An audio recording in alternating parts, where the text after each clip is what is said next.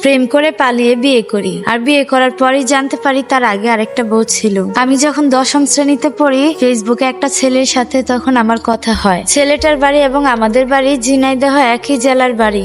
অনলাইনে আমরা সম্পর্কে জড়িয়ে পড়ি। আমার নাম রিয়া তাসনিম, পরিবারের দ্বিতীয় সন্তান। আমার আব্বু বেঁচে থেকেও নেই বলতে গেলে। যেহেতু আমার পিতার সম্পর্কে সে যতই খারাপ হোক, আমি খারাপ মন্তব্য করার অধিকার রাখি না। আমি ছেলেটার সাথে পালিয়ে তাদের বাসায় চলে যাই। সেদিন বিকালেই আমাদের বিয়ে হয় তার নিজ বাড়িতে। তখন আমি জানতে পারি তার আগেও একটা বউ ছিল। তখন তো আমি পুরো হতাশ, কি করব বুঝতে পারছিলাম না। এদিকে সে আমাকে হারানোর ভয়ে অনেক কান্না করতেছে। অবশেষে মেনে নিলাম, কিন্তু আমার পরিবার আমাকে বিয়ের দিন থেকেই খুঁজতেছিল এবং থানায়ও একটা জিডি করে। বিয়ের দিন রাতেও আমরা পালিয়েছিলাম। অবশেষে আমার পরিবার পুলিশ দিয়ে বিয়ের দ্বিতীয় দিন থানায় নিয়ে যায়। আমার স্বামী পালিয়ে যায় পুলিশ দেখে। তারপর আমি থানায় গেছি রাত 9টায়। যেহেতু রাত হয়ে গেছে অনেকে, তাই পুলিশ আমাকে সেখানে সারা রাত রেখে দিয়েছে। আমাকেও আটকে রেখেছিল প্রায় 13 ঘন্টার মতো। পরের দিন দুপুরে 2টায় আমার পরিবারের কাছে আমাকে ছেড়ে দেয়। আমার পরিবার পরে আমাকে বাসায় নিয়ে আসে। তারপর বলে সন্ধ্যায় বিচার হবে। শুনেছি আমাকে নাকি অনেক মারধরও করা হবে। সমাজে এমন কাজ করেছি কেন?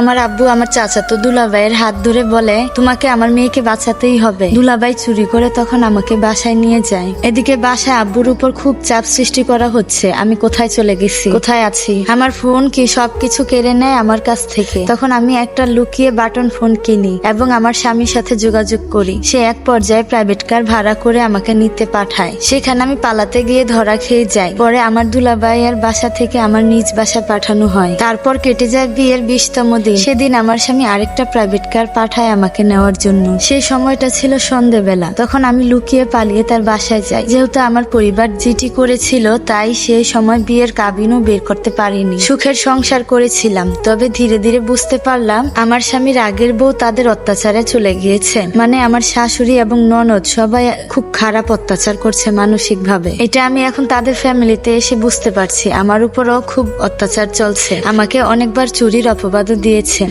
আর বলেছে আমার জন্য তাদের ছেলে সুখী না। তারা অনেক ভালো কিছু আশা করেছে। অথচ আমার স্বামীর পরিবার আমার পরিবারের থেকেও খুব গরিব। কিন্তু আমার স্বামী আমাকে খুব ভালোবাসতো। এটা তার পরিবার পছন্দ করে না এবং চায়ও না। এই জন্য তার পরিবারের লোক আমার থেকে তাকে দূরে দূরে রাখতে চায়। বর্তমানে বিয়ের 2.5 বছর। বর্তমানে আমার বিয়ের এখন 2.5 বছর। এখনো আমি মা হতে পারিনি, তাকে বাবা ডাক শোনাতে পারিনি। আমার স্বামী এ বিষয়ে কখনো আমাকে চাপ দেয় না। অথচ আমার শাশুড়ি সবসময় কথা শোনায়। আমার শাশুড়ি আমাকে লাস্ট ওয়ার্নিং দিয়েছে, সে তার ছেলেকে আবার বিয়ে দিবে। এটা নিয়ে আমাদের মধ্যে অনেক ঝামেলাও হয়। তখন আমার ননদ আমার গায়ে হাতও তোলেন। আমার স্বামী দাঁড়িয়ে শুধু দেখেছিল, তার বোনকে সে কিছুই বলেনি। রাগে আমি বিষপানও করেছিলাম, এটা ভেবে যে কার জন্য আমি এত কষ্ট করলাম। সেদিন আমার স্বামী আমার থেকে এক পলকের জন্য চোখের আড়াল হয়নি, কিন্তু আমার ননদ একবারও দেখতে যায়নি। আর প্রায় সময় আমার স্বামী আমার গায়ে হাত তুলতো তাদের জন্য। তবে আমার স্বামী আমাকে খুব ভালোবাসে। প্রতিবেশী সবার কাছে শুনেছি আমার শাশুড়ি আর ননদের জন্যই আমার স্বামীর আগের বউটা চলে গেছে। আর আমার জন্য দোয়া করবেন, আমি যেন আমার স্বামীকে বাবা ডাক শোনাতে পারি। সে মানুষটা অনেক ভালো। আমি তার চোখে আমাকে হারানোর ভয়ে কান্না করতে দেখেছি।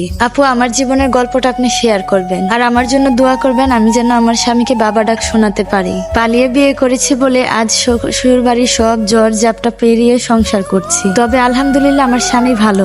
এটা একটা আপুর জীবনের গল্প। ভিডিওটি যদি ভালো লাগে অবশ্যই লাইক কমেন্ট শেয়ার করবেন। আর আপনারা পালিয়ে বিয়ে করার আগে শতবার চিন্তা করে ভেবেচিন্তে তারপর বিয়ে করবেন। আমার এই ভিডিওতে প্রত্যেকটা ভালোবেসে যারা বিয়ে করেছে তারা প্রত্যেকেই প্রতারিত হয়েছে এবং নিজের জীবনটা ধ্বংস করেছে। প্রত্যেকে চায় তাদের মতো এরকম ভুল করে কেউ যেন জীবনে না পস্তায়। সেজন্য তাদের এই ভিডিওগুলো শেয়ার করা, তাদের জীবন কাহিনী বলা। সবাই ভালো থাকবেন। আল্লাহ হাফেজ।